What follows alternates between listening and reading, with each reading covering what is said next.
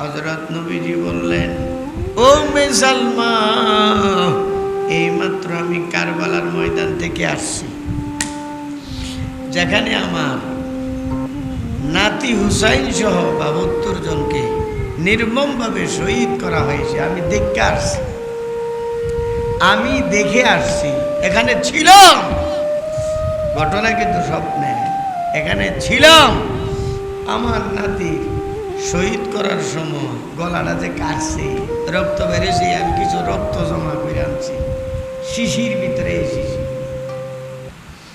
কিয়ামতের ময়দানে আল্লাহর আদালতে আমি রক্তগুলো উপস্থাপন করব এবং বলবো, মাওলা গো, এই রক্তের বিচার আমি চাই। এখন আপনারা বলেন, ঘটনা বিশুদ্ধ, আমার কিতাবেও ঘটনা আছে বিস্তারিত দলিল সহ। যার বিরুদ্ধে স্বয়ং নবী দাঁড়াইবেন, মামলার মধ্যে বিপক্ষে বাদী পক্ষ স্বয়ং নবী, আসামি ইয়াজিদ, বাসার উপায় আসেনি, আসামি হলো ইয়াজিদ, আর বাদী পক্ষে লড়বেন, বাদী পক্ষে লড়বেন মানে হযরত রাসূল সাল্লাল্লাহু আলাইহি সাল্লাম, ফয়সালা করবেন স্বয়ং আল্লাহ সুবহানাল্লাহ। হযরত হুসাইন ঘরে ঢোকার সময় দরজাতে হাত দিয়েছি, দরজা দিয়ে তো আজানো লাগানো না, দরজা খুলে গেছে, হযরত হুসাইন পড়ে গেছে। ছোট মানুষ, 3 বছরের বাচ্চা। হযরত হুসাইন মাটিতে পড়ে গেলেন, আবার সাথে সাথে উঠে গেলেন। ফিরে গেছে, উঠে গেছে, উঠা হযরত রাসূলের দিকে রওনা করলেন। এই তো রাসূল সামনে বসা, পাশে ফেরেশতা। হযরত রাসূল সাল্লাল্লাহু আলাইহি সাল্লামের কাছে গিয়া কাদের মধ্যে ওঠার চেষ্টা করতেছে। নবী তো জানে কি চাইতেছে, কাদের মধ্যে উঠবো, পিছন থেকে ধরছে পরে নবী নুইয়া গেছে। নুইয়া হযরত হুসাইন রাদিয়াল্লাহু তাআলা আনহুকে পিঠের মধ্যে বসার সুযোগ করে দিলেন। হযরত হুসাইন নবীজি 2 কাঁধের মধ্যে বসে গেলেন, এই পাশে পাও রেখে কাঁধে বসে গেলেন। এদিকে রাসূল সাল্লাল্লাহু আলাইহি ওয়াসাল্লাম অত্যন্ত খুশি ছিলেন। ফেরেশতা বললেন, ইয়া রাসূলুল্লাহ, মনে হচ্ছে যে আপনি হুসাইনকে সাংঘাতিক ভালোবাসেন। হ্যাঁ, অবশ্যই ভালোবাসি, আমার তো ছেলে নাই, আমার এরই তো সব কিছু, নাতি, মেয়ের ঘরের নাতি। হযরত নবীজিকে বললেন, আপনার এই নাতিকে শহীদ করা হবে। হ্যাঁ, কি কর, আমার নাতিরে শহীদ করবে কে? আপনার উম্মতে। তখন নবী বললেন, এরা কি মুসলমান থাকবে? দাবিদার মুসলমান থাকবে, মুসলমান দাবিদার থাকবে। অনেক সময় একটা দাবি করে, আসলে বাস্তবে না। আমার নাতি হুসাইনের নির্মমভাবে শহীদ করবে, আবার মুসলমান দাবি করবে, তাই হবে। হযরত রাসূল সাল্লাল্লাহু আলাইহি সাল্লাম এই সংবাদ শুনে চোখের পানি ধরে রাখতে পারলেন না, টলটল করে নবীর চোখের পানি বেয়ে পড়ল। ওই ফেরেশতা বললেন, ইয়া রাসূলুল্লাহ, আপনি যদি চান আমি ওই জায়গার মাটি আপনাকে দেখাইতে পারবো, যে জায়গায় হুসাইন এবং তার সাথী সঙ্গীদেরকে শহীদ করা হবে। আপনি চাইলে দেখাই দিয়া। ঠিক আছে, দেখাও।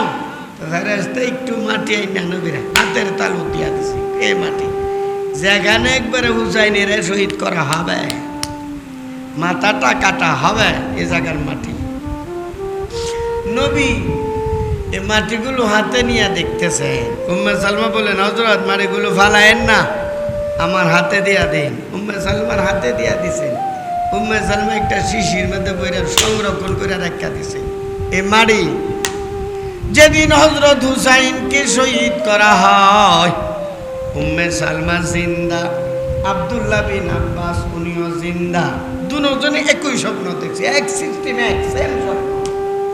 দুপুরের সময় অর্থাৎ 12টার পরে আরবের লোকেরা তাড়াতাড়ি খেয়ে ফেলেন। দুপুরের এখানে 12টার দিকে খাইয়া একটু ঘুমা, এটারে কাইলুলা বলে।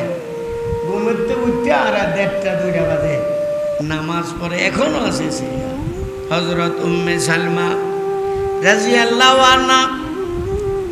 উনি বলেন আমি দুপুরের খাবার খাইয়া কাইলুলাতে গেলাম, স্বপ্নে দেখতে পাইতেছি রাসূল সাল্লাল্লাহু আলাইহি সাল্লাম আমার ঘরে আসছে, আমার সামনে আসছে।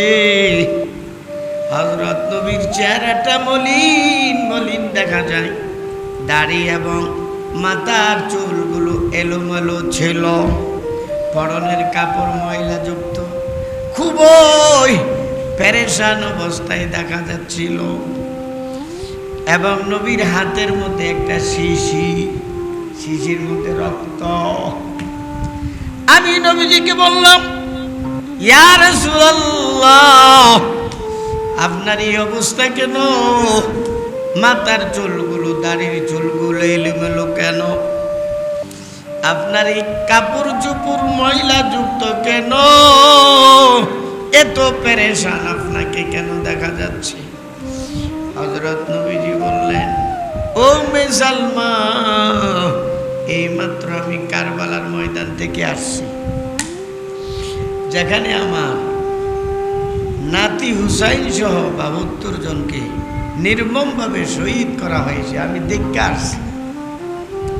আমি দেখে আসছি, এখানে ছিলাম। ঘটনা কিন্তু স্বপ্নে, এখানে ছিলাম। আমার নাতি শহীদ করার সময় গলাটা যে কাটছে, রক্ত বেরিয়েছে, আমি কিছু রক্ত জমা করে আনছি শিশির ভিতরে। এই শিশি কিয়ামতের ময়দানে আল্লাহর আদালতে আমি রক্তগুলো উপস্থাপন করব এবং বলবো, মাওলা গো, এই রক্তের বিচার আমি চাই। এখন আপনারা বলেন, ঘটনা বিশুদ্ধ, আমার কিতাবেও ঘটনা আছে বিস্তারিত দলিল সহ। যার বিরুদ্ধে স্বয়ং নবী দাঁড়াইবেন, মামলার মধ্যে বিপক্ষে বাদী পক্ষ স্বয়ং নবী, আসামি ইয়াজিদ, বাসার উপায় আসেনি, আসামি হলো ইয়াজিদ, আর বাদী পক্ষে লড়বেন, বাদী পক্ষে লড়বেন মানে হযরত রাসূল সাল্লাল্লাহু আলাইহি সাল্লাম ফয়সালা করবেন স্বয়ং আল্লাহ সুবহানাল্লাহ। বাসার উপায় আসেনি। হ্যাঁ, আব্দুল্লাহ বিন আব্বাস রাদিয়াল্লাহু তাআলা নিজেও এমন ঘটনা বর্ণনা করেন। উম্মে সালমা বলেন, ঘুম থেকে জাগ্রত হয়ে আমি কাঁদতেছিলাম। কি দেখলাম কি না, সব মহিলারা আসছে, যারা যারা আশপাশে। কি কান্দেন কেন? কই ঘটনা, এখান থেকে আমরা কয়েকদিন পরে, কারণ কুফা থেকে মদিনা 1000 মাইলের বেশি দূরত্ব, সংকট রাইতে 4 দিন 5 দিন লেগে গেছে। আগে তো প্রাইভেট কারও আছি না, হুন্ডাও আছি না, সর্বোচ্চ ঘোড়া দিয়া 1000 মাইল যাইতে কয়দিন লাগবো? 4-5 দিন লেগে যাবো গা। অবশেষে মদিনাতে সংবাদ আইসাই গেছে গা, কারবালার ময়দানে হুসাইন সহ 72 জনকে নির্মমভাবে শহীদ করা হয়েছে। শহীদ করছে কেডা? ইয়াজিদের বাহিনী। ইয়াজিদকে, ইয়াজিদ ভালো মানুষ ছিল না, ইয়াজিদ সাংঘাতিক খারাপ মানুষ। যারা ইয়াজিদকে ভালো বলে, ইয়াজিদের ব্যাপারে তাদের আইডিয়া না। ইয়াজিদ অপকাম করছে। একটা অপকর্মের কথা বলতেছি, 72 জনের মাথা একসাথে তার সামনে রাখছে, কথা বুঝে, একসাথে সিরিয়ালে। এখানে মাঝখানে হইল হুসাইনের মাথা, ফাতেমার কলিজার টুকরা, সন্তান আলীর কলিজার টুকরা, নবীজির কলিজার টুকরা, হুসাইনের মাথা রাখে। এ লাঠি না লইয়া হুসাইনের দাঁত গায়াইতেছে, করর করর করতেছে। তখন এক সাহাবী উপস্থিত ছিলেন। সাহাবী বলছি, ইয়াজিদ লাঠি সরা। আমি নিজে দেখছি স্বয়ং নবী এই মুখের মধ্যে চুমু খেতে লাঠি সরা সহ্য হচ্ছে না। তখন ইয়াজিদে বলছে বুইরা হয়ে গেছে কত, বুইরা না হইলে তোমার এখনই শেষ করে দিলাম। জালেম যারা ইয়াজিদের পক্ষে কথা বলে আমাদের আহলে হকের মধ্যে কমি মদরসা, আল্লাহর কসম খায় বলতেছি এরা ইয়াজিদের ব্যাপারে আইডিয়া নাই। আমার বইটা পড়ো, এই যে বই, এই বইটা আমরা পড়তেও রাজি না, জানতেও রাজি না। পয়সা বেশি 350 টাকা বলবো, 350। 1 বছরে পড়ো 2 লাইন করে পড়ো, 2 পৃষ্ঠা করে পড়ো, বিস্তারিত বিশুদ্ধ কথাগুলো দলিল সহ উল্লেখ করা হয়েছে। এখানে ইয়াজিদের ব্যাপারে আমাদের আহলে হকের 100-র মধ্যে 100ই ইয়াজিদের পক্ষে কথা বলে নাই। এ কেমন মানুষটাকে ছিল শুনে। হ্যাঁ, আরেকটা কথা বলতেছে যে জারিগা, এরপরে গুড়া বানা, এগুলো শিয়াদের কারবার। আচ্ছা, এগুলো আইলো করতে কথা বুঝে। হুসাইনের মাথা আরো 71টা মাথা স্বয়ং সরাসরি মোট 72টা মাথা যখন সারিবদ্ধভাবে রাখা হয়েছে। ইয়াজিদের স্ত্রী হিন্দা, ইয়াজিদের স্ত্রী আছে 4টা। কয়টা? 4টার মধ্যে একটার নাম হিন্দা। এটা বড় আছে, এটা দাপুটি আছে, শক্তিশালী আছে।